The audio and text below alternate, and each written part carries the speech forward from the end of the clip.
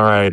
Where did we leave off? Just kind of talking about podcasts in general, right? Oh yeah, you were asking about podcasts, and yeah, like I think that the podcast market is not yet saturated, right? Like I think that there's still room and space for podcasts to build an audience and grow.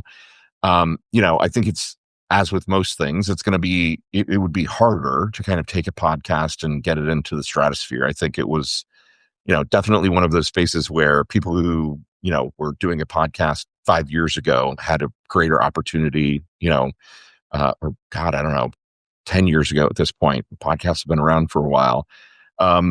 Yeah, I mean, I listen to my podcasts on Apple Podcasts, and I watch a lot of lives on Substack. So that's basically kind of where I'm at. What about you? Oh, gotcha. I do a lot of Apple Podcasts. I drive a lot and I travel a lot, so I'm always listening to podcasts at Yeah, airports and doing like little driving across the state of Missouri. But I like podcasts a lot, and I find like ADD where like I have to have some like I always have music playing, or if right. I'm like doing the dishes, I have to turn on a podcast. Like I just need something to I need some stimulus. And thanks everybody for rejoining. Sorry, my signal. I guess it looked like on my end that Lawrence was frozen, but nope, it was very much me.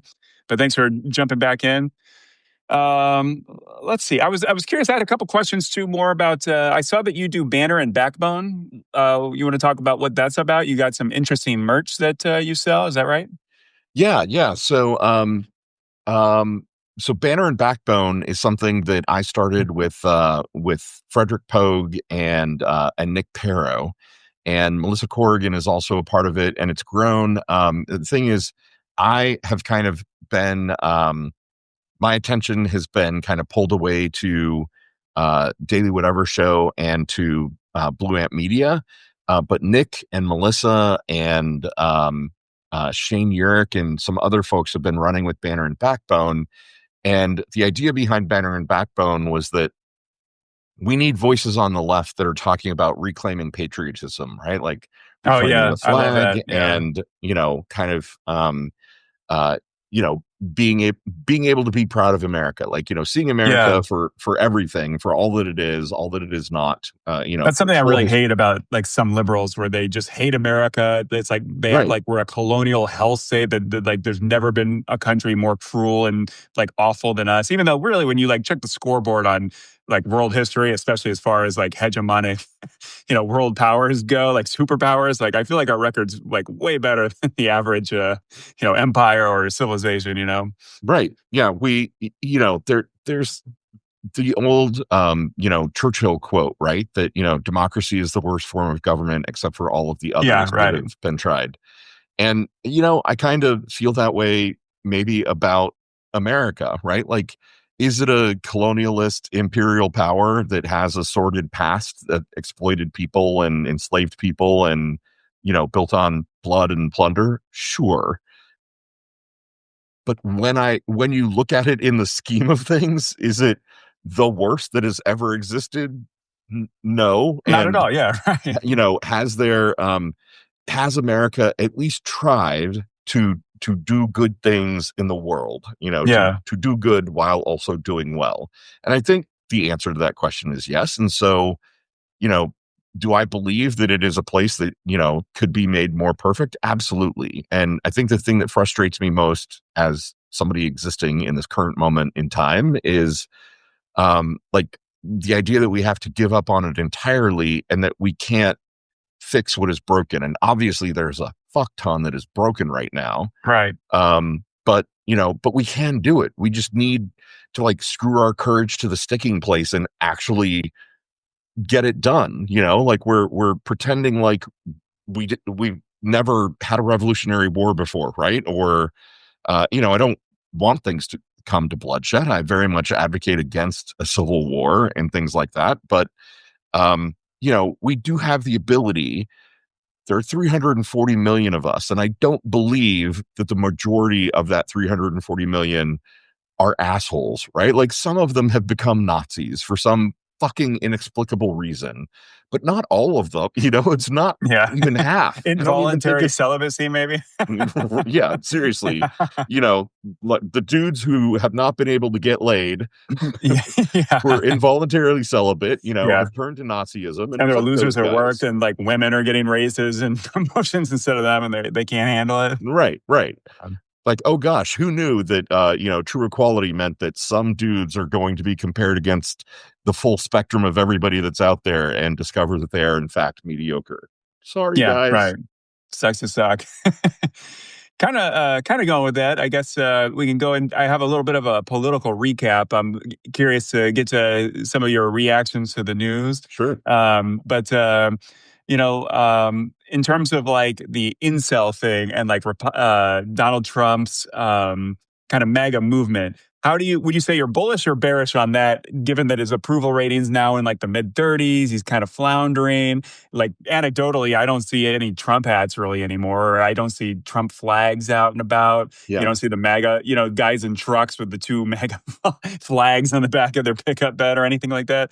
What do you think going forward in 2026 will be Trump's will his approval rating keep going down? Is there at some point where it levels off and it's just like, in 2008, after like 8 years of George W. Bush being president and like amidst all those disasters of like Katrina, Iraq, the economic meltdown, like there was still like 1 in 10 voters that like didn't have an opinion on him.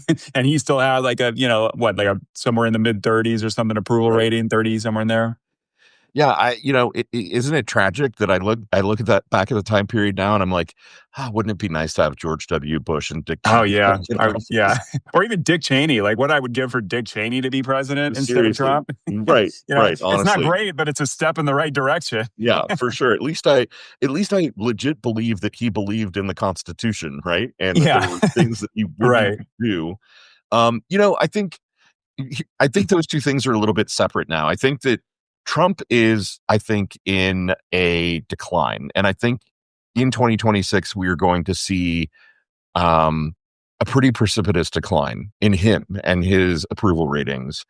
But I think that And MAGA, hopefully his health, right, right, his health, medical health. his mental well-being, everything, his continued existence on this earth, yes, all of it. But I think that MAGA and like the sort of chewy Nazi core at the center of the MAGA lollipop, I think that is real. And I think that beast is going to grow. And even if we hit a moment where we feel like we're making some progress against, Nazism and fascism in this country, it's like it's the Voldemort, right? Like it's the big bad in the movie that it's going to look like we're winning, and then there's going to be this big push, and like it's going to be an epic battle for the ages. I legit don't know how we win that issue. I mean, like literally everybody needs to be more active politically than they've ever been in their lives, even if you're tired, even if you're exhausted and you don't want to. Like you got to go to your local Democratic meeting. Yeah, right. If you legit believe in a different party, then go organize it, right? Like I think you'd be wasting your effort. Not that I'm a huge proponent of the Democratic Party, but when you think about where we could move the ball down the field most easily, it is in the Democratic Party. And if you hate the way the Democratic Party operates, then if enough of us go participate, we can literally change the rules, guys. That's literally how your local party operates.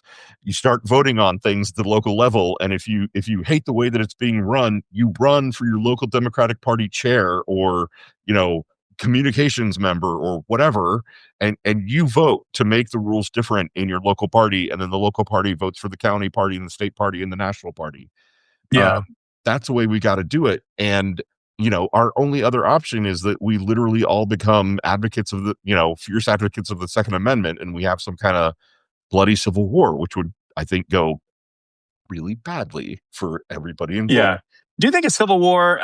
I get the impression that Americans are just too cushy and too lazy, and like right off the bat, it's like 40% of the country is not really active in politics, and they don't vote, and they Yeah, probably couldn't tell you like one Supreme Court justice, or they couldn't name the Speaker of the House at the moment, and so like I know like conservatives, they those militia groups, they get the idea of like the 3%. You need 3% of people to be in a militia right, group to like overthrow the democracy or something like that.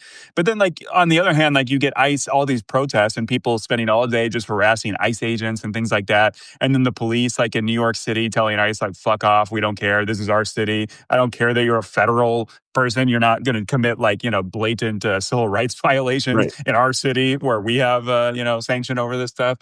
But like, and also like like a lot of stuff like insurrection and like it's basically trying to get people to risk their own incarceration or in the event of civil war, like death for somebody else. And it's like, is Donald Trump really the person that people want to, it's Right. like, there's not that much vote. Like a lot of the voter fraud tends to be on Republicans. And a lot of the stuff that I hear articles about and headlines are is like, it's the Republican officials getting voted Yeah, or for sorry, sure. busted for voter fraud. And so it's like, it is a weird thing to like, because you are risking punishment to help somebody else. And that person is Donald Trump, who doesn't give a fuck about you and is really old and might be poisoning himself with aspirin right now as we speak, like, I'm not like, I don't know. I just like, how do you think it's likely that we would even have a civil war? That involves like Americans like living in the woods for the next like 3 years, Right. like, I don't know. I personally don't think most people I know, even if they kind of support Trump, are like willing to put any of their like own skin on the line for something like that.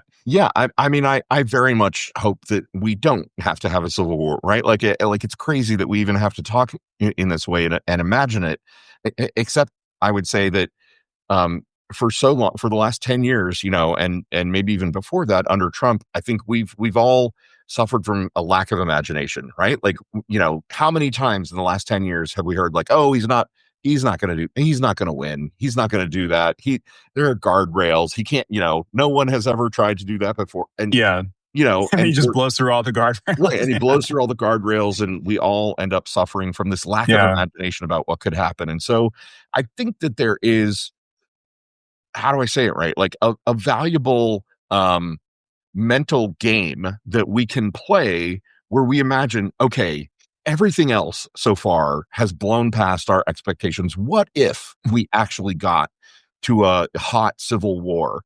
And then I think you're exactly right that, we're suddenly imagining, not being able to live in our homes because, we're like crouched in the woods, in a refugee camp, Yeah. trying to arm ourselves with secondhand weapons and fighting against, whatever. And I think that should make everybody obviously extremely, extremely uncomfortable. I mean, for me, I know I immediately think like, but what about my cats? Right. Yeah. Where will my cats be? Right.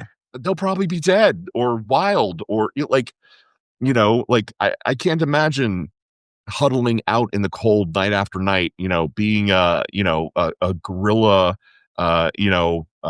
fighter in some kind of civil war and learning how to use a gun, at the age of 55, finally actually touching, uh, Yeah. owning and touching a weapon and having like, I Well, think and that it's it's like kind of a thing too, where it's like there's such a monopoly on force from the government. It's like the whole idea of Second Amendment, like rising up against a tyrannical government. It's like it's losing its relevance when, like, from 1,000 miles away, some dude on a computer with a a drone just bombs, like any group of like combatants that are trying to take on the government. So I don't know. Luckily, we have a civilian control of the military, and the military is like the biggest pushback against Trump and more like his fascist, yeah. impulses to like shoot Americans or something like that. I'm But optimistic about that, right? Like, so far, I think that the thing really keeping Trump in check is, and Hegseth, is that the military is pushing back in ways that are yeah, not visible to us in sort of yeah. the civilian populace. And there's such a culture of the officers of like taking serious their, I don't know, the Constitution, that they all swear oaths to die Exactly. protecting and Exactly. that kind of thing. Yeah. We did mention the aspirin thing, but what do you make of Trump's health? Like the giant purple hands. He admitted he uses makeup. Did you see the McDonald's order that I think the Wall Street Journal was reporting? And No. this cracks me up because, okay, well, if you didn't see it, I got the quote here. The Wall Street Journal quoted RNC chair Joe Gruters. I don't know how to say it, but basically, the RNC chair said he was shocked to witness Trump eat French fries, McDonald's quarter pounder hamburger, a Big Mac, and a filet of fish in one sitting. Now, when I write comedy all the time about Trump. This is one sitting, right? When I was reading that, I woke up in the morning, I saw that. I literally thought somehow they were quoting me because in my comedy, I regularly write like almost that exact order. And it like seems ridiculous. It's like I make fun of him. And usually I add a McFlurry or a chocolate shake, which I guess Trump doesn't Right, eat. right. But Why it's like, wouldn't I you? literally thought like, that's so ludicrous. I thought somehow they were quoting my comedy as if it was real in the Wall Street Journal. But no, that's a real thing. So like with Trump, oftentimes my satire is not satirical enough and Yeah, it's not absurd enough to like compete with the real absurdity that Trump does. But yeah, for sure. uh I isn't that wild? So Wild odor. you may know this, or you may not. So I'm writing a science fiction book, and I haven't published chapters recently because I've been so busy with other stuff. But Yeah. it's basically like a near future dystopia, and there's so many things that I've written in the book that like end up happening. Have happened over the Yeah, course of like right. the last 5 years. That I'm like, God damn it! Yeah. It was outrageous when I wrote it, and now it's a thing that actually happened. So yeah, hearing that, of course, my reaction is like, does it surprise anybody that Donald Trump eats like three Garbage. burgers and a fillet of fish and a Yeah. giant Diet Coke and a giant fries? Like, you know, that is the least shocking thing that I've ever learned Yeah. about him. That he's like, oh, my heart health Yeah. you'd imagine he should say, Yeah. "Yeah, my heart health is in Right. terrible condition, but hand me that cheeseburger, Yeah. would ya?" See, I have my idea is that he's taking all this aspirin because he says he wants thin blood.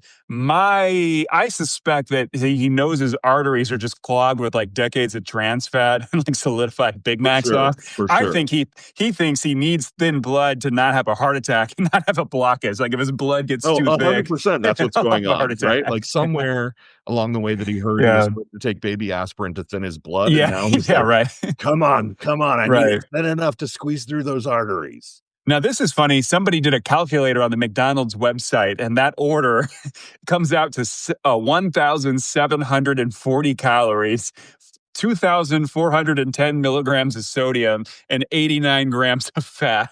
So that's like nearly like the average, what is it, like 2,200 or something calories? That's like almost an entire person's diet in one meal.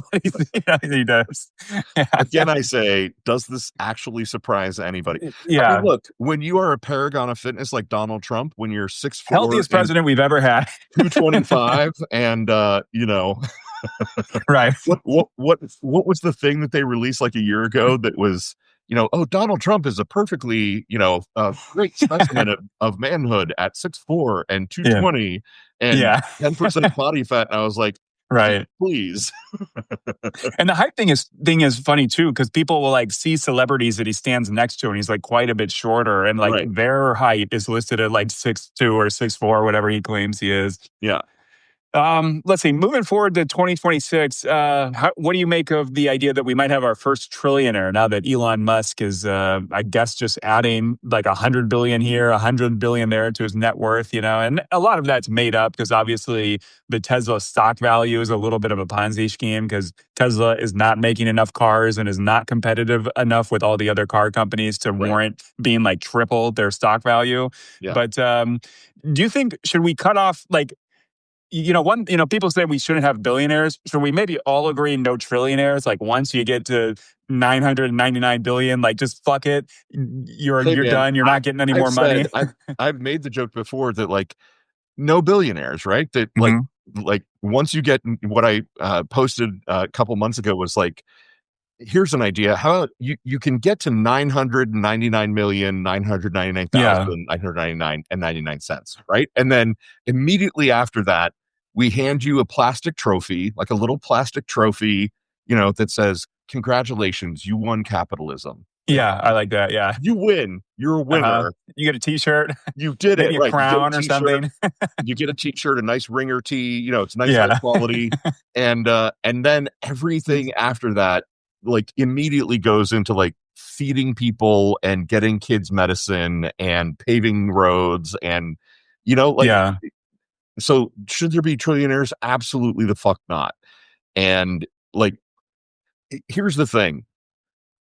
There's a part of me, there's the poetic part of me that thought, when we learned Greek mythology and when we learned like the original classic archetypes, we never thought that we would live in a time where we would see maybe such a perfect example of hubris and greed Yeah. and like the like it is a Greek myth waiting to happen.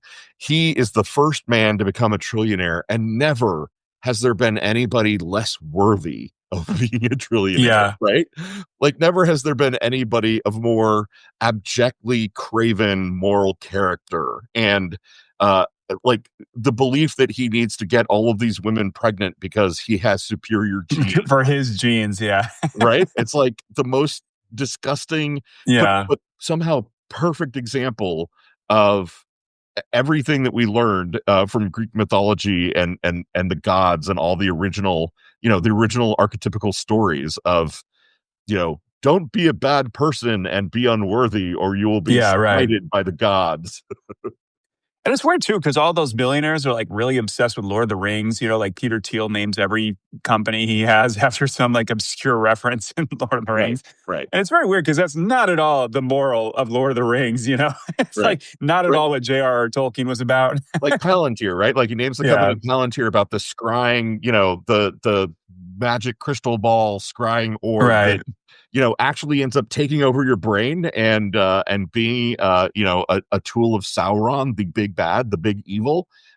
Bro, you You know? maybe read the whole thing before you name Yeah. something. Yeah. Isn't your dystopian scheme to spy on everybody and have like total control over everybody? Isn't that a little too on the nose to be Right, naming it right. Palantir? Do you Yeah. really, do you want to create a panopticon and literally call it a panopticon? Like that They means kind of something. do. Yeah. What are your thoughts going forward in 2026 on AI in general? Do you think, are you utopian, dystopian? Do you think AI will just never be as good as they're promising? Is it kind of like a Ponzi scheme in which they're just spending billions of dollars on all these data centers, hoping that in a year or two there's some profit that right now there is no profit, not enough to warrant like the amount of money that they're spending and energy that they're using? Like, do you Yeah, think it's just going to be a giant bubble, kind of like the dot-com bubble, where every company's just throwing money, hoping profit will come eventually? And like, even Chat GPT, it's like, you know, uh, millions of dollars of profit, but they're spending billions of dollars on all this stuff. And yeah. just fingers crossed, somehow they figure out a way to make more advertising money off it or something. Dash, it is literally everything that you just said. It is all of that, right? Like, I'm an active user of Chat GPT, not for writing, for like, if you have a giant data set, like an Excel spreadsheet that has Mhm. 600,000 rows in it, for example, it is fucking great to be able to upload that thing into Chat GPT and say, please segment this data for me and give me discrete outputs in Right. 40,000 row chunks, right? It is great for that. It is great. It is fucking terrible for everything else, Yeah. right? Like, in terms of like the written content that it produces, it's a disaster. um Dana and I have both worked in tech for a really long time, and we like to say that um no one would ever release a product this broken into the public and be like, it's ready for people to use, and have it be so broken that literally underneath you have to say something like, don't believe everything the ChatGPT tells you because it's prone to hallucinations. If you had an Yeah. employee like that, you'd fucking fire them. Yeah. Just making up stuff. Yeah. you That's know very true. I think that AI is it is the thing of our times that we are going to have to confront, and again, like the fall of American democracy, it is the thing that we are going to massively unite around. The New York Times just ran an opinion piece by Michelle Goldberg that was entitled something like "The AI Backlash is Coming," and which of the two parties is going to own it. And while I kind of resent that frame as being like, oh, it could be a Democrat issue or a Republican issue, it should just be a human issue, right? AI is anti-human at its fundamental, construct, because so Satya Nadella, the CEO of Microsoft, recently did an interview where he said, in kind of like, oh, haha, isn't this funny? Microsoft, the constraining factor behind building out more AI capacity is no longer about access to chips. NVIDIA and the other chip makers are making enough chips. The constraining factor, Microsoft has thousands, tens of thousands of chipsets in reserve that are not deployed yet Hmm. in hot boxes, which means they're, in servers and actually running, doing their thing, because there's not enough electricity.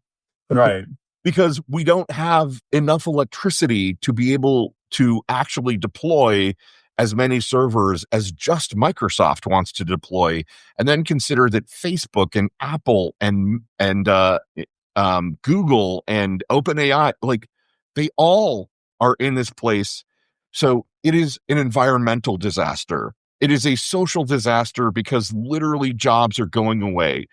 There is confirmation that companies are not hiring right now because they believe that the open jobs that they've got will probably be able to be eliminated by AI. And so they're not hiring. And soon we will get to a point where AI is good enough that they can continue. They've already started to lay people off because they've been replaced by AI. It will continue. There's an entire generation of folks who are coming out of college right now with degrees that they may not be able to use because an entry level job Right. is the easiest thing to replace with AI in its kind of current form, if you do it right, human in the loop, blah, blah, blah. So, like, it's literally everything, Dash. It's like, it is good. There's really interesting stuff that's coming out of AI. It is a nightmare from a social point of view and from, a job market point of view Yeah. and from human worth point of view. It's an environmental disaster. It is also a bubble. It is also like Yeah. the oligarchy trying to build something and use something to like control the masses. Like, it's everything. Yeah, and I wonder if it too, like, I think it's making a lowest common denominator kind of thing. And it's like, Wikipedia, for example, I love Wikipedia, but like every line, there's like a history of like 10,000 switches and like word changes and disagreements among like moderators. So it's like you're going to get this weird thing where these oligarchs are going to build their own AI just to make, basically brainwash people into what they want. Yep. And so that's kind of a weird thing. But on the other hand, it's also so low common denominator. It's like reading an entire article Wikipedia takes, like 20 minutes to go through like a page on some guy from like a general from World War II and Sure. know about it. So, but more and more people are just doing everything through ChatGPT and they get like 3 paragraphs and everything is so vague that I think part of me is like almost like you'll stand out more as more people depend on AI and use it and more people go through school only using AI, like critical thinking. Like granted, they'll maybe, start doing more verbal tests or, there's ways you can like retool school and education and things like that to Yeah. get around like the obvious cheating and things like that. But like at the end of the day, it's going to be the people who have critical thinking skills will move up faster in the world, or people with more like robust education of a lot of things is not just like the 2 paragraph explanation on anything that comes Yeah. from ChatGPT. So Yep. that's kind of interesting to think about. But, you definitely have been hearing about for years that education is kind of collapsing and kids these days don't have the attention spans. And that's just from smartphones and social media. That's before, everyone's going to AI and no one's writing a paper for themselves anymore. It's like that, that buzzworthy case of that student that, used AI or whatever, and just wrote because God said for that like Oklahoma paper that she wrote that got a failing grade. And then, that was a whole mess. But it's just like that's going to be happening everywhere. People not working, not the critical thinking. And I don't know. I guess part of me is like with that lowest common denominator effect, the people who are smart and have critical thinking will just stand out more. So I don't know. Maybe that's one glimmer of hope for if you're a high functioning normal human being capable of, Right. I would hope, empathy and stuff. Yeah. or I don't know. There's a really interesting video that I've seen a couple places now that is uh I, Dash, I've got like 10 things to say, and I don't know why I'm picking this particular thing to focus on, but the video is like, it looks sort of like an old school, like educational cartoon kind of thing, but Mhm. it's like how you can survive an attack from a robotic dog, right? Yeah. And it's it's this video on like, robotic dogs often travel in packs and use, wireless communication to network. But it's really weird because like, it looks like it should be from a video game, where you're, Right. like it's set in the future and you and your family are trying to escape, robotic dogs. and I literally lost my train of thought. I don't No, no, you're I don't good. know why I picked that particular thing, but Here's something. I want to get your opinion on this. Have you seen the Twitter? This is everywhere on Twitter right now, but people saying, "Hey Grok," like it's a picture of like a hot girl, and it's a "Hey Grok, put her in a bikini" or something like that. So like right now, it's like been trending like all week of just straight up.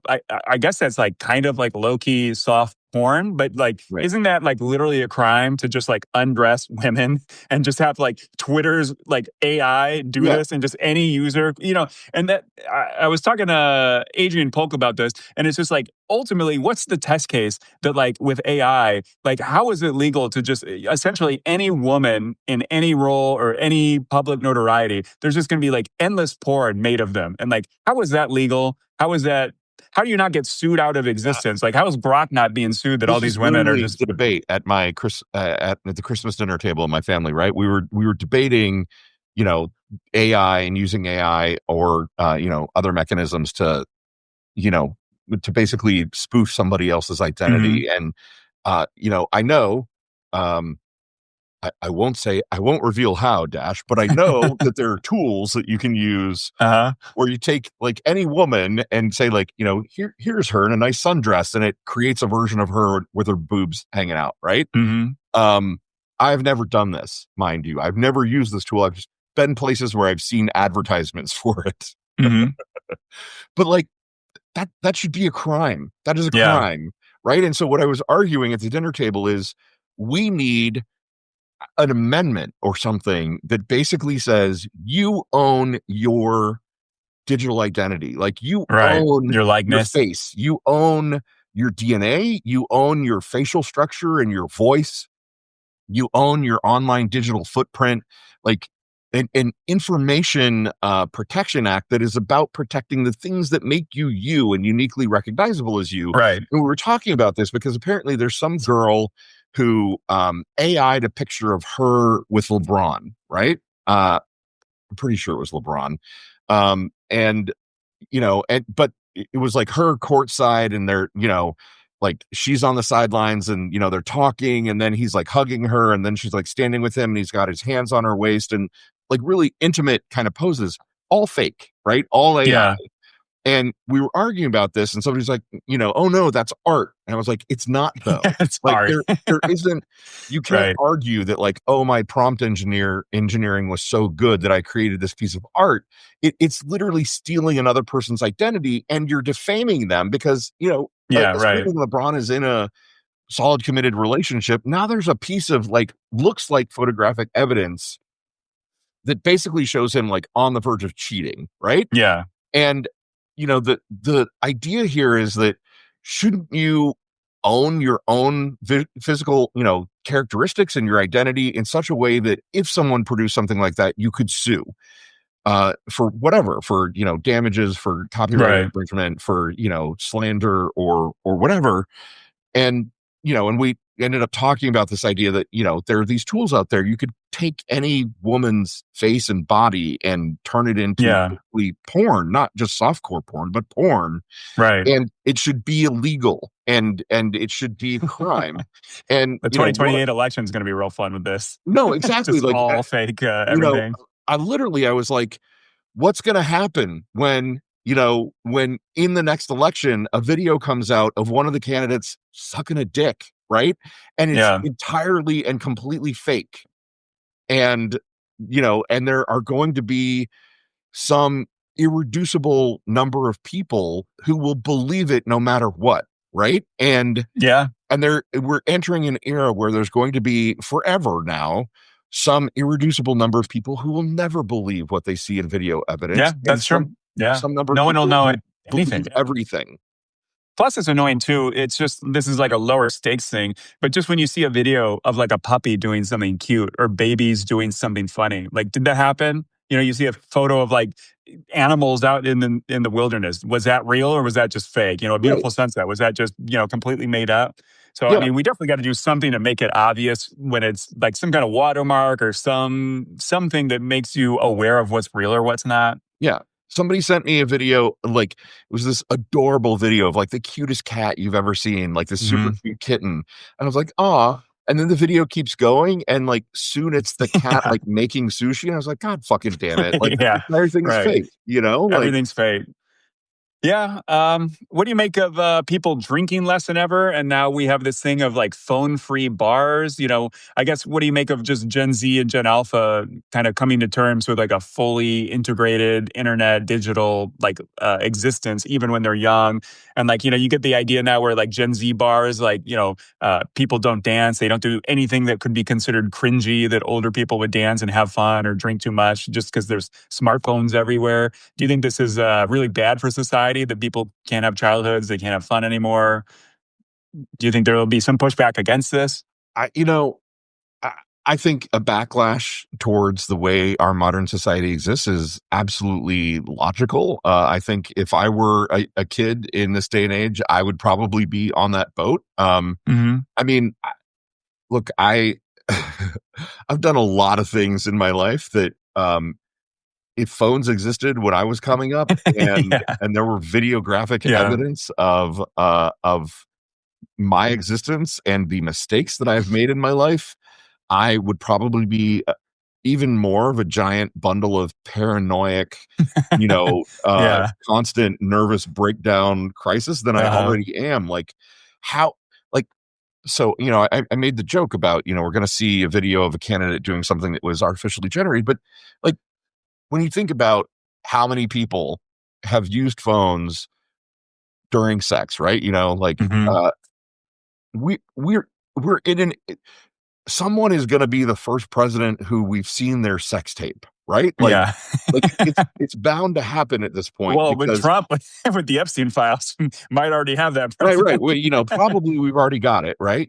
Definitely Trump and hell, maybe Bill Clinton, like but I'm saying like I think that the fact that younger people are realizing the invasiveness of technology in their lives and are rebelling against it, some people Hmm. are rebelling against it is absolutely logical. And I think it gives me hope that maybe we could have some kind of legislation that talks about a broader perspective on privacy because our technology has far exceeded our legal capacity, right? Like Yeah, right. technology has outstripped our laws.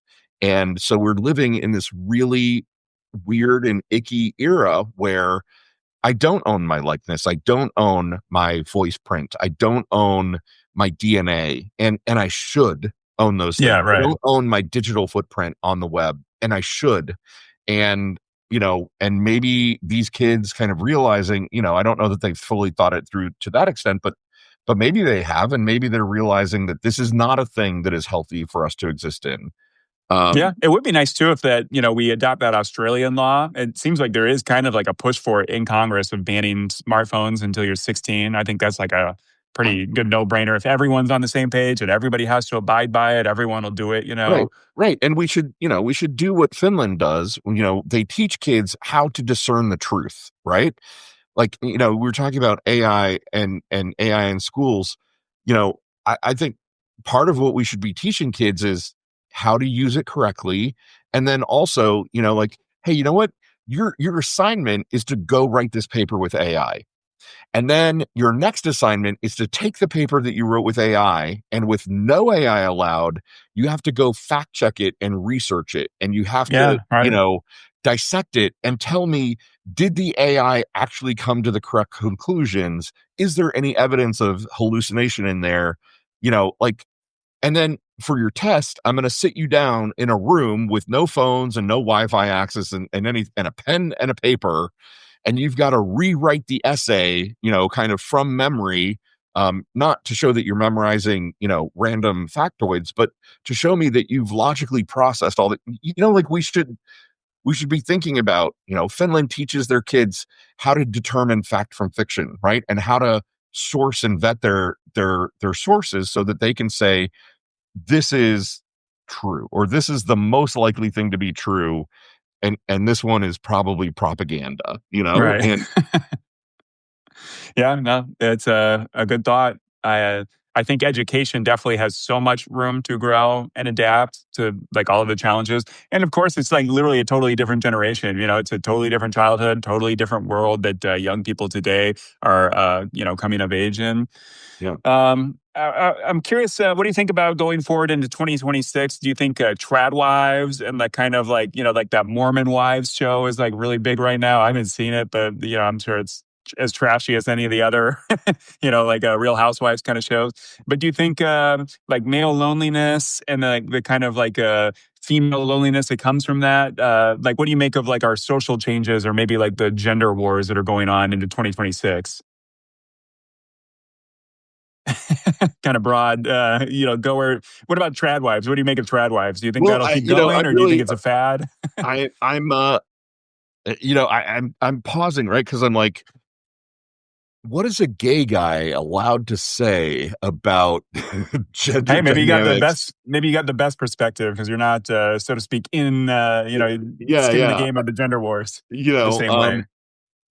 I mean, man, like there's a part of me that kind of gets the appeal of trad wives. Like both have, they're kind of not joking. I'd love it if somebody was cooking and cleaning in my house and keeping shit Yeah, organized because that's all the yeah. shit I'm not good at, right? You know, and there's a piece of me being very honest. It's like, I don't know, man. If he's tall and sexy and swinging some pipe, I'd cook and clean and do Yeah. yeah, whatever. I get it. I like. My It's one job thing is to to be a make trad wife. babies. Yeah, Yeah. perfect. I want to do it. It's one thing to be a trad wife, though, but it gets off the rails when it becomes I'm stupid and women are dumb. Like women who say this, like I just have to give in to whatever my husband wants because he's just inherently smarter than me as a male. Right. That gets maybe a little too far. And for people who don't know me, obviously I was joking about, it needs to be said. There was a lot of sarcasm in what I just said. I do think it's interesting that we are seeing and Dana and I talk about this, and she's kind of really into, I think in 2026, she's going to do a lot of talking around, um, this backlash against feminism that we're seeing and how trad wives, kind of as a specific example, are representative of this idea that there is cultural programming that is happening in our media and in our society right now that basically says feminism is dumb and that, like a woman's, it's the whole great chain of being thing, right? From the Victorian era of like, uh, God is over everything and Jesus is king and the man serves Jesus, and the woman serves the man and the kids serve, it's that whole like Yeah, hierarchical, right. like patriarchal everything. Um, and the tradwife movement and, even like the soft girl movement of like, oh, I just need a guy to take care of me. Like all of this is specific cultural programming that is being perpetrated against our culture, against our society to create a rift, right? To create an even bigger rift Yeah. between us so that the things that we agree upon, I mean, I'm going to zoom all the way out here and say, people have maybe heard me say this before. We are in a war right now. Like we are actively living through the Third World War. It is an information war. It is a reality war. It doesn't look like the last World War that we were in or the one before that because there are different weapons available now and there are different tools and information and the things that we have previously agreed upon as like set reality, all of it is coming into question. And so cultural programming about how feminism is bad and I just want to be a traditional wife Yeah. who serves my husband, Right. like that exists because somebody is deploying that against us as a weapon.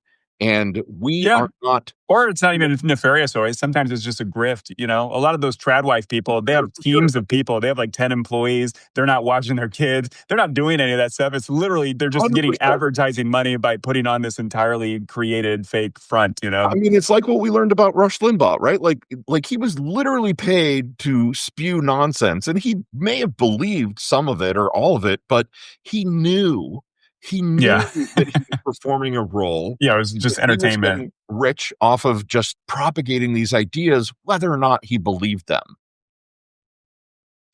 Yeah, here, kind of changing subjects just a little bit. What do you make of the kind of Republican divides going into these midterms? So, like, kind of amping up toward 2028. You got a lot of internal GOP fights. So, you got the Nick Fuentes versus Ben Shapiro, and Tucker Carlson, and that you got Erica Kirk versus Candace Owens. Like, you get like a very conspiratorial, like, what's so bad about the Nazis kind of worldview against like the normie conservatives that, like, while they still want to work with those people for tax cuts for the rich, they're not like truly insane or conspiratorial, and they have some respect for the Constitution. But do you have any ideas on like, let's assume that the midterms go badly for Republicans? There's a little bit of a blue wave. Maybe Democrats take back the House. But what do you make of 2028? Like, and also assuming Trump won't try to run again and have to go through that dumb constitutional fight where he'll obviously lose from the Supreme Court, right? But like, what do you make of 2026 for the internal disputes and feuds going on in the Republican Party? I mean, I want to make a joke that's going to get me canceled, right? Which is like somebody's $1 million idea is going to be creating some, Nick Fuentes neck armor just to make sure that he doesn't get Charlie Kirked out of the, whole thing. Like, um, Nick Fuentes is disgusting, right? And the fact that Yeah, anybody in the Republican Party is pointing to him as any kind of ideological pathway that deserves validation or affirmation inside the party is proof that they hmm, have no moral bottom and that they're willing to do and say anything and embrace any ideology that is going to get them to retain power, right? And I think that it is logical that the Republican Party, the MAGA front appears to be fracturing. That I'm not the first or the only or the smartest person to have said that whatever magic charisma Donald Trump possesses, whatever, you know, deal with the devil that Donald Trump made that gets him this weird charisma, isn't transferable to anybody else, not his kids, not his sons, definitely not his son. not right, not his sons for Not Don sure. Jr. and Eric. I miss Yeah, them. not JD Vance, not anybody, right? And so he will die because all humans do. Hmm. I've been told. And none of his power is transferable, or not most of his power is not transferable. And JD Vance isn't going to be able to do it. Like, somebody made a really good point that like he runs things, we've all said, like he runs things like a mob boss. And a lot of those deals are sort of spoken only, right? They're not really written down. And yes, he's addled and dementia and whatever, but there are still probably some things he knows about the way these deals have been constructed that other people won't know. And so that, like, the moment he dies or is incapacitated and JD Vance becomes president or acting president, someone's going to come to President Vance and they're going to say, hey, are we supposed to be giving this defense contractor that $60 billion Right. deal for the Yeah. Norfolk thing? And people are Uh-huh. going to be like, I don't, I don't know. Do you know? I don't know. Did he write it down? No, he didn't write anything down. Oh my God. Yeah. And it's all going to start to unravel, right? And all of them are going to, they all obviously want in on the grift. All of them are going to want to be like, well, we could do that, but we're going to ask them for an extra 10 billion that goes directly to me. And it's all going to start to fall apart, right? And so Right. I think that we're seeing the early cracks because people are realizing that Donald Trump is not forever, and there's Machiavellian machinations going on in the background to kind of try to figure out how they can place themselves best to be in for the power and the money. And so they're absolutely starting to self-destruct. We're seeing the early cracks because, they see that the end is coming. I do think if Trump is alive for another couple of years, that he will absolutely try to run for a third term. He I, it seems inconceivable to me based on again, we are suffering from a lack of imagination if we think that Donald Trump isn't going to try to violate the 22nd Amendment, right? Yeah. And we're also suffering from a lack of imagination if we think that this Supreme Court isn't specifically constructed in such a way that they will find some obscure and insane reason to be like, oh, no, you know what? It's actually okay if you If you're not squint consecutive or and, something. poke yourself in the eye and, Yeah. read the, 22nd Amendment upside down, it actually says, right? Like, I'm sure that they will find some reason to do it. I think if he runs, I think if he runs in 2028, he's going to win again because we were absolutely fucked, and because I think the system is broken, and broken even more in such a way that there is. I I think there's possibilities for fraud in ways that, yeah, I don't know. Yeah. Yeah, I think he won't live. I don't think he'll survive I another I, 3 I years. don't I think think he he's will like either. plummeting health wise. I do think the Supreme Court, it's like interesting because like they do rule against Trump sometimes. I think they're very rabidly partisan in a old school conservative way because I think they're definitely going to rule against the tariffs. I think even the Trump administration is very aware. And I'm sure there's conversations in the background, like obviously like start planning to get like stop your tariffs because the Supreme Court. It's like literally within the Constitution that all of that has to go through Congress. Like it's all enumerated in the legislative branches stuff. But maybe assuming Trump dies, JD Vance takes over. Immediately, I would imagine like all the other Republicans that want to run in 2028 are going to start backstabbing him, right? Like already, JD Vance doesn't like Marco Rubio. Ted Cruz and like other senators that will run are going to start sandbagging him and trying to make him look bad because they want to run now that Trump's out of the way. Do you think the 2028 primary is going to be very, very messy? Do you think JD Vance is like the front runner who will win, or do you think he's just so unlikable that it's a jump ball and it's not going to go to JD Vance because he's unlikable? I Yeah, I mean, If you just had to honestly, guess wildly, my yeah, my dash my the very pessimistic part of me, right? Which is actually quite a big part of me, is uh, it's all a disaster. It's all going to be an ever expanding disaster as we move yeah, forward. Everything else that we've talked about, fake videos and the lack of consensus reality, all of it is just going to get worse. And you know, Dana and I, we did a kind of 2026 predictions on our last Daily Whatever show for the yeah, turn of the year. And my very real prediction is we're gonna we're gonna see a sitting member of Congress or a Supreme Court justice assassinated in 2026. Like, we are going to see a level of political violence that we thought we had left behind in the 60s, maybe, happen again in this country. And I think it's going to be even worse than that. I think there will probably be some kind of terror attack, whether it is a false flag or a real terror attack. I don't know. Um, I think that we had better pray that we get the kind of majorities in yeah. Congress that we need in That's 2026. right. And I think that 2028 is just absolutely going to be the biggest clusterfuck of a mess that we have ever seen in our lives.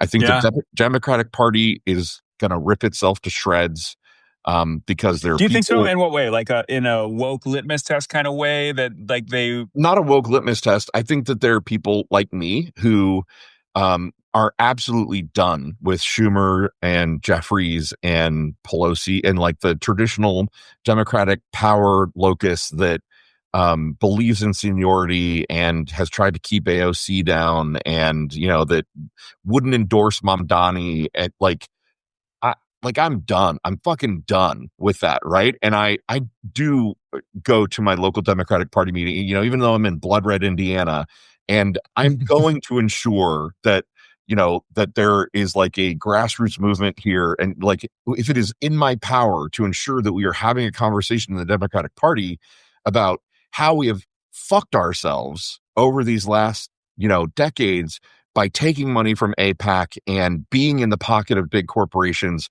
Like, we need a literal second American revolution here. I want it to be bloodless very Yeah. deeply. But we need a radical rethinking of what this country means and how it exists.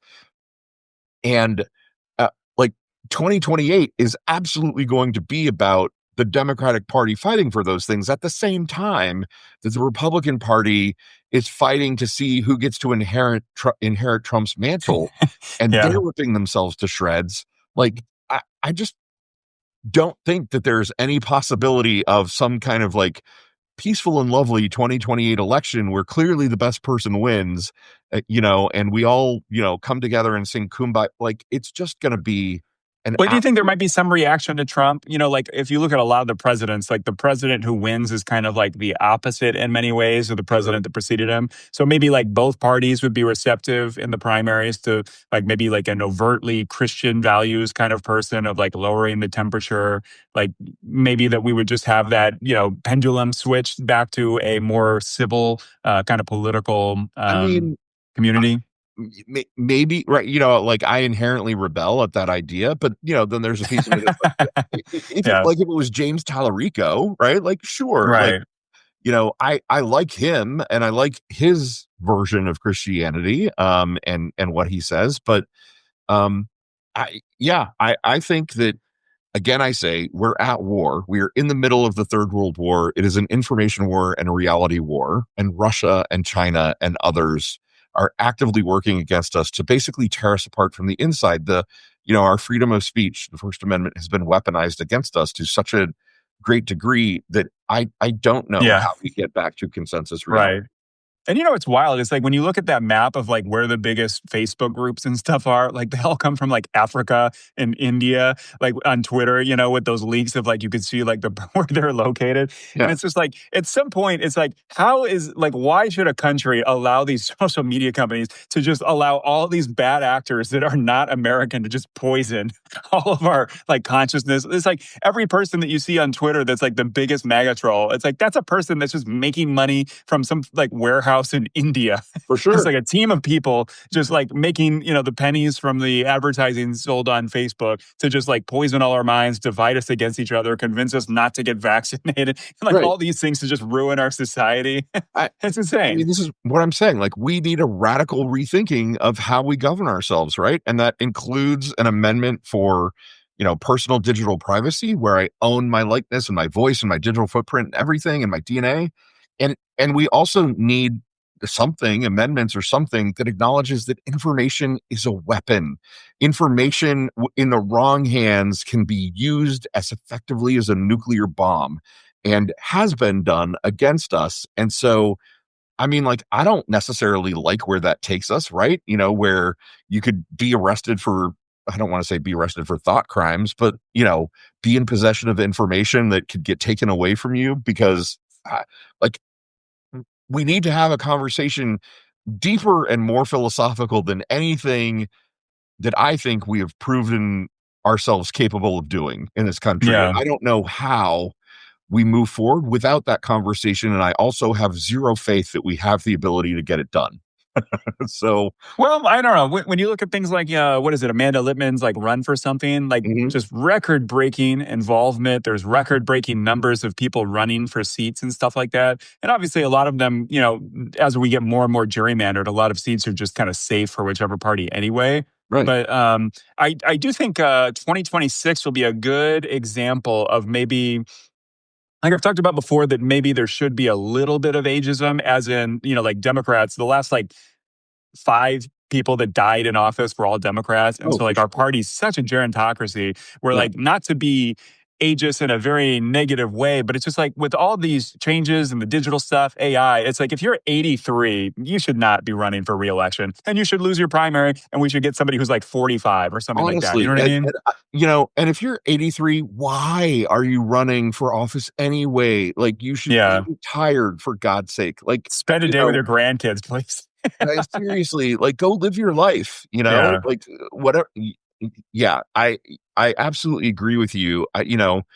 Um, I mean, I think that whatever the retirement age is, I kind of feel like you shouldn't really, if you are that age at the time that you're running for office, you shouldn't be allowed to run. If Yeah. you're whatever, if you're 62 and you're going to be in office until you're 68 because you got elected to the Senate, Okay, Yeah, yeah, yeah. that's fine. My favorite fact is Chuck. No, no, yeah, Chuck Grassley of Iowa, Iowa Senator Chuck Grassley. He entered politics when Eisenhower was president, Right, like 1958. He's right, been in politics since then. He's like 91 or 92 right now. Like right. Jesus Christ, like he's gonna have a staffer find his dead corpse in his office because he's so old. Uh, Like at some point, it's like. And I do think going back to like the kind of like the grassroots enthusiasm, I do think Democrats are going to have like just way more primary candidates that are going to be calling themselves Democratic Socialists. They're going to be totally for, getting rid of stock options and stuff for all these members of Congress. yeah, And then, even things like going to the age, just like Nancy, we can't get boomers to step down. Nancy Pelosi, Mitch McConnell, they are older than boomers. They're the silent generation. right. They were They're born in like silent, right? 1940 or something like that.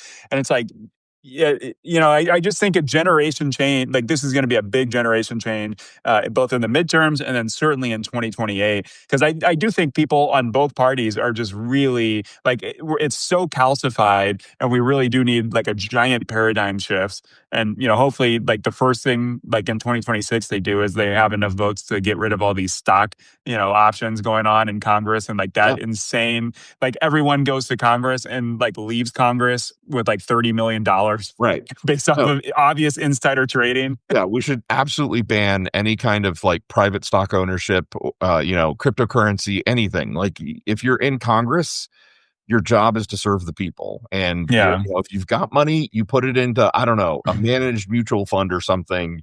And when you leave Congress, you're like, oh, is it? Oh, great. My Yeah. whatever $500,000 grew to be $700,000. Right. That's nice. It shouldn't be, yeah, like my $500,000 grew to be 30 million because I Yeah. knew everything that was happening before the public did. You should have to write a shitty book that gets bought up by a lot of people sucking up to you and give speeches for Right. insane rates. You got to do it Right. the honest way. you Yeah. know? Right. The way Barack Obama did it, God damn it. Yeah. Let's see. I got a couple more notes before I let you go.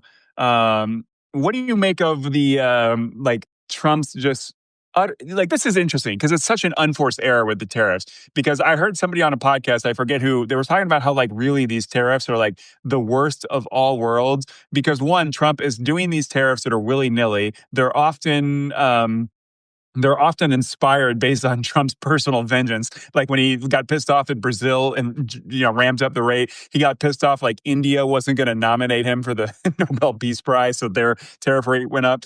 But so he's not doing them specific enough to actually create. Like Biden was spending a lot of money to build like chip factories here, battery factories here. Right. And that takes a lot of work to make that happen. Trump's just willy nilly doing tariffs and then not investing or helping figure out any of these supply chains. So like the tariffs are not actually creating domestic manufacturing. They're actually losing a lot of domestic manufacturing jobs because if you don't know what the tariff rate's going to be in 3 weeks, let alone 4 years and the time it takes you to build some giant factory, you're never going to build the factory because like the tariffs could go up like 30 times and totally make it not profitable for you anymore. For sure. And then on top of that, it's like the tariffs aren't really doing anything to address the cost of living because the tariffs are so willy-nilly. It's like, he tariffs bananas and coffee that we can't make here in any climate in America. So we're just like raising prices on consumers for no reason Yeah. and finding out the hard way that coffee is not going to grow in Iowa. Right.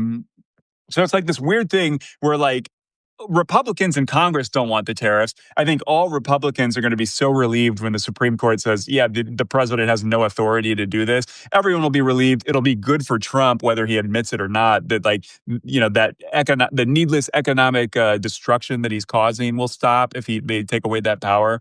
But like, I guess, are you happy that the economy's kind of collapsing now, like only in his first year while he's president, instead of like, what George W. Bush did, where the economy collapsed right before he left office. And then, Republicans spent the entire Obama era being like, why are we growing faster? I thought Yeah. you were so good on the economy. It's like he just inherited a mess.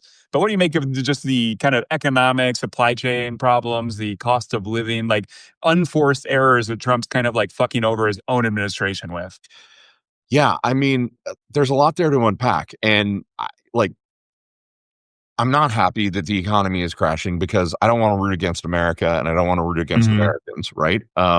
Which I know sounds like a politician's answer, but seriously, like I'm one of the people right now who's going to be inordinately fucked if the economy really crashes. Yeah. So I don't want it to happen, even though I am in a way happy that a Republican is actually eating the shit sandwich that he, himself is shitting out, right? And Yeah. so, like, Trump, you know, here's the thing.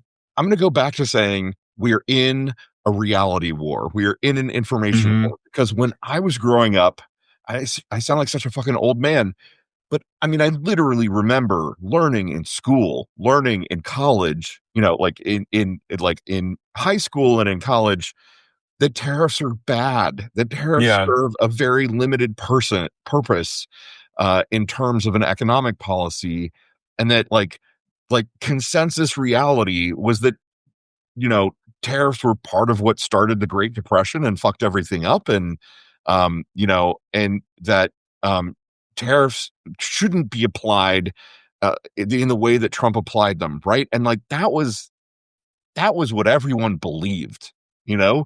Like you could go back 15, 20 years and you would find Republicans who would tell you that.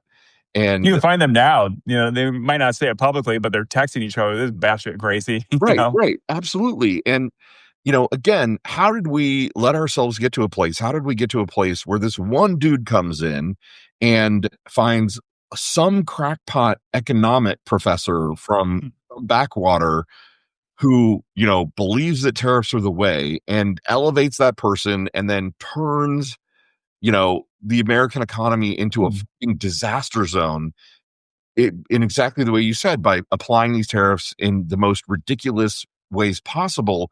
Like it doesn't make sense that we let this happen. And also, again, like I don't want the economy to go in the shitter, but it looks like it's going to, and it's good that it is, Trump who basically, you know, Drove off a cliff. right, drove it off a cliff, and he's Thelma and Louising it, driving off the cliff, and he's going to be the body, at the bottom of the canyon. And that's appropriate. It's just that the rest of us are in the back seat of the car, Yeah. not being able to, Collateral damage. yeah, we're collateral damage. Exactly. And so, um, yeah, I think we're in for a world of hurt. And I think, like we were talking about earlier, 2026 and 2028 are going to be a mess. They're going to be a mess for many, many reasons.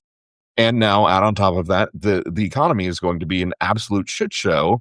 And the good things that Biden was doing, like rebuilding infrastructure and trying to bring chip plants back to the United States, like we've let go of all of that. There are people in various parts of the government, or who are experts and observers of various parts of the government, like the DOJ, for example, who we had Katie Fang on Blue Amp's Amped Up show with Cliff and David a couple weeks ago, and she's an attorney, she's a lawyer, she has studied the DOJ and she understands the way things work, and very explicitly said the damage that has been done in the DOJ, it's not like the next person gets in and they're going to be able to fix it. It's 10 years or more of damage that needs to Yeah. be fixed, Right. and that, imagine that's true in the FBI and in the CIA and in the Treasury and in,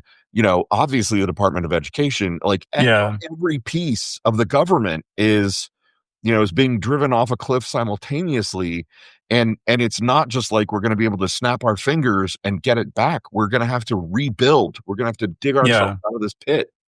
That's one thing that I get a little optimistic about, is that because Trump is causing so much chaos, the next person that comes in, hopefully with like a big blue wave mandate, can really just swing for the fences and like radical change. Because I mean, this is something that as a Democrat, it's so annoying, where like Republicans shit on the government constantly, say it's awful, make it awful. They defund every chance they get, they screw up everything. And then they say, oh, look, the government sucks. Yeah, because you made it suck. Right. You rooted Right. against it at every chance. You fought everything. You wanted as little money going toward all these programs and stuff as possible, with as many restrictions and regulations and red tape on people getting any kind of benefit. So they basically make the government suck and then say the government sucks, vote for us. So like hopefully you get a Democrat that comes in, he causes enough chaos that we can just swing for the fences and really make big changes, because Democrats get in that awkward position where they're having to defend a lot of government departments and programs that are from the 70s or even like New Deal stuff. So a lot of stuff has kind kind of gotten obsolete. But because Republicans are like, burn it all down, everything's shitty, let's just have a monarchy and make Trump dictator, right? Like Democrats are in this awkward position where they're defending a lot of kind of obsolete programs that don't function as well as they should. They've got calcified bureaucracy. Just too many things have happened and too many changes over too many years where it's just like hard to keep it running Yep. operationally. So hopefully the next Democrat can go wild and just, really make some Look, big changes I, thanks to Trump burning it down and almost like the wildfire having a new forest grow up behind it. I hope so, right? But if you look at 2008, right? Like Obama came in, he had that kind of mandate to go big, and the TARP program and all of the stuff that they did, the Economic Recovery Act, should have been bigger, right? Because even with the disaster that George W. Bush left behind and the goodwill that Obama had coming into office, people like Larry Summers, who turns out now we find out was in the Epstein files. Thank you, Ellie Leonard, for helping to illuminate that, even Larry Summers, Yeah. Who Obama listened to and trusted, who was on Obama's side, was saying like, oh no, you can't go too big. We could have gone bigger. And in fact, when Krugman and other economists that we trust and respect look back, they say actually the recovery wasn't as strong as it could have been, and there were certain kind of levels of growth and dynamism that we didn't hit because we didn't go big enough, because we got told by the powers that be that you can't go too big. You can go big, and if God willing, we are in the spot in 26 and 28 where we can make big changes like that. I'm going to be one of the people screaming, hopefully not just from the sidelines, but in somewhere on the field, I hope, Hmm. uh, you know, that we should go as big as humanly possible, that this should be a moment of absolute radical transformation in this country because we deserve it and because it's the thing that has to happen to save American democracy and to get us out of this broken late stage capitalism, end time extractive capitalism that we're all suffering through because everything is broken. Everything everywhere all at once is broken. And it's going to take something really big to get us out of it. And, we can't have hand wringers standing up. Oh, you can't do that. That's too much. That's too big. Fuck you. No, we can. We can do big things. We need to do big things. Yeah. I hope we tell billionaires fuck you more because like California Yeah, wants to do that 1% wealth tax. And now you right. get like Peter Thiel, like, I'm leaving. And it's like, you got rich in California, this beautiful state, on all the highways, shipping all your products, selling products to all of the people. And it's like, you won't give 1% back to like, you became a billionaire thanks to all of these things with like the government does so many things that you can't put a price tag on, from like not being invaded, Yeah, having shipping lanes across the world so we get cheap shit from all around the world that comes here safely. Like things are so good, developed, and cheap in America, and like no one wants to pay any taxes. And I feel like Democrats need to it's like kind of Mamdani, like more people that'll just shamelessly say, "Fuck you, we are going to tax you more." It's like yeah, these billionaires have been getting tax cuts consistently since the '70s. Like every Republican administration, they cut taxes. In the 1940s and 50s, it was like 90%, got down to like 70%. Now it's at like 25%, and they still want to cut more. And right. it's like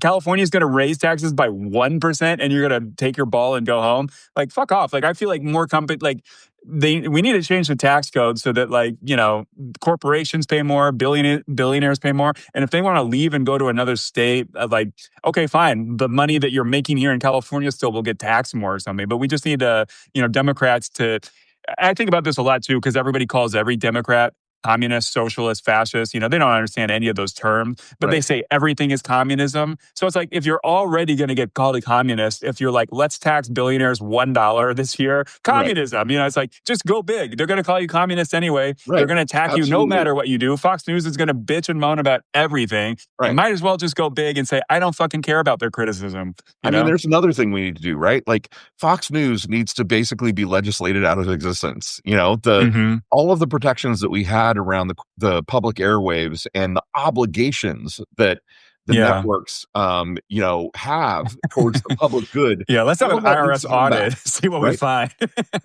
And I wasn't joking about my idea of like, you can have $999 million, like you can. And then we should be able to basically take every fucking dollar after that, or Okay, not every dollar, but 90% of it, you know, like, Yeah. There's that but thing with Social Security where it's like Mark Zuckerberg and Elon Musk, they pay all their Social Security taxes in like 4 minutes. right. Like already right now, they're done paying Social Security taxes for the entire year because it doesn't go along with like every dollar after a certain point. Yeah, exactly. You know, and I mean, you know, means testing, right? You know, like does Zuckerberg actually get to collect his social security check? Like, come on. There should be a moment, there should be some kind of like patriotism or Right. pride or humanist instinct that basically says, you know what, I don't need social security. Like, yes, I paid into it, but I've got $999 million and I don't Yeah. actually need the money that I'm going to get from social security. I'm going to give mine to, I don't know, pay it back into the fund or whatever, Right. you And it's know. annoying too, because like the really mega rich used to do a lot of things for the public good. And Right. so you could make the premise, okay, we won't like tax billionaires so high as if like they were conscientiously doing anything to Right, because contribute you're to going to get a society. Carnegie Library in every Yeah, fucking small exactly. town Yeah, like across the every town country. had a library. Yeah, funded like opera houses. Like every big building like that has like some rich person's name attached because they funded it. But then like you get Elon Musk, who's like, if the United Nations sends me a detailed list of how to end world hunger, I'll do it. And then they did send him that list. Nope, not doing it. So it's Right. like, go fuck yourself. Right. Right. Like, you know, the thing that people say that I fully agree with like, if I was a billionaire, no, I wouldn't be because like it is just Yeah, inherent within me to be like, I would figure out how to make sure every kid in like the 6 school districts, you know, surrounding me got yeah, fed and there would be no homeless people. And, you know, like I wouldn't do it for the glory. I'd do it to just be like, what would it be like if we could unlock human potential yeah, and get to the point where every fucking kid had enough food and a stable enough home life that they could go to school and just learn, you know? yeah, And then all those kids get to go to college if they want to, or trade school if right. they want to, free of charge. Like, what would it be like if we could just do that in like this town, you know? Yeah. And I think, actually kind of see, you know, the end result of like, oh, hey, look, domestic violence goes down and people are happier and people are more fulfilled and people find careers that they actually want to right. do. And huh, go figure. I think they should do something where if you are a corporation that gets tax cuts and you have a single employee on food stamps or getting some kind of like Oh, government yeah, subsidy like that, like fuck that. You can know you like your tax rate's going up because you're not paying your people enough or something. And then, that's like us our taxpayers. We have to pay for their like avarice, and their right, greed. And so right. I think that would be a Like cool Walmart, thing. you know, like some huge percentage of Walmart employees are on food stamps. It's like, why? Why do Yeah, we, you know, right. I It sounds like, like you're not good at running a company if you have all these employees that don't you can't pay them a livable right. wage. Like maybe you shouldn't be in operation. I don't Yeah. know. Hey, I Costco actually does the opposite where they pay people a living wage and make sure they've got Yeah, good health coverage and everything, you know, and investment plans and whatnot. And they're doing great. Be more like yeah. Costco. I like Costco's thing where like what was it, the CEO, they were like trying to get him to raise the prices on the hot dogs or whatever from $1.50. He's like, Right. if you raise the prices of those hot dogs, I will fucking kill you. Right. It's like Right. that's the I don't know. It's just like all of our, and this is kind of sad too. It's like all of our values are warped because, back in the 50s and 60s, it's like everybody that wanted to make a great living and start a company, it's like they started some kind of manufacturing plant that employed like, hundreds of people in the town or whatever.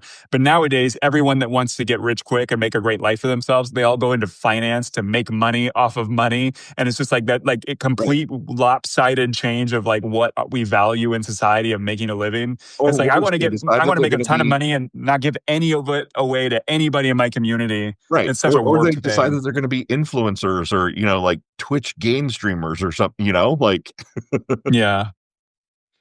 Well, yeah. I think we've talked enough. My phone's about to die. I'm at like 8%. But any last thoughts anything you oh my want to God. shamelessly plug for yourself No, while this before we was leave? super fun. I really appreciate you inviting me on, and I love it. Are you so? Tell is this like a series that you're gonna do, or Yeah, just do more conversations and podcasts. I call it brain milk with 2% fat. Nice, So it's just nice. a kind of a liberal discussions on mostly politics, a little bit of culture and stuff Yeah. too eventually, but I got it wrong. I put it in my calendar as brain juice. I was like, it's brain something. brain It's juice. That's brain funny too. fluid of some Yeah. kind. Oh yeah, brain fluid. Yeah. So yeah, I kind of want to do just more interviews. I got a goal to interview maybe like 30 new people this year or something like that, and just try to make it more of a recurring thing. I Right. do a lot with Adrian Polk, and so we've been doing a lot of podcasts together on politics. So it's just Yeah. something I want to expand Oh, did and you hit your goal? You had a goal for the new year. I actually hit quite a few of my goals. My goal for 2025 was to get to 100 paid subscribers. I started the year at 7 and I ended up with 540. So I grew like way faster than I Nice. kind of thought was possible. So I'm trying to grow that. Maybe my goal this year is like 1,200 if I can do a little bit better Yeah. than I did last year. So Yeah. If you're uh, not a subscriber to Dash and the Halfway Cafe, you should be. His shit is hilariously funny. And honestly, man, you consistently strike the tone where I read your stuff and I'm like, I honestly don't know if this one is satire or not. yeah, right. Yeah, yeah. And if anybody doesn't know, like I publish on Twitter and Threads as the Halfway Post. So I've been doing that for like 8 years. So like when I have a free day, I'll try to post like 8 jokes, and then some of those like I'll compile those jokes on Substack, and then write like straight comedy, satirical news articles like The Onion. And they say write what you want to read, and that's definitely what I do. So kind of Nice. going off like the Trump diet, the McDonald's food we were talking about earlier. Yeah. The article I posted yesterday was pretty graphic about Trump's sex tape involving not women but McDonald's food. if you want to check that out, it's like I said, I write what I want to read. So Yeah. Yeah. And you know what? It's probably all true. probably more true than we would be comfortable knowing. Yes. Yeah. Well, thanks for talking to me, Absolutely. and Thank you thanks for for the invite. listening, everybody. And anything you want to plug real quick for yourself before we leave while we got I'm people good. listening? You're good? All right, cool. All right. Well, thanks for listening. Have a great rest of your week, everybody. Catch Thanks. you in the next Brain Mail. See you, Bye. everybody.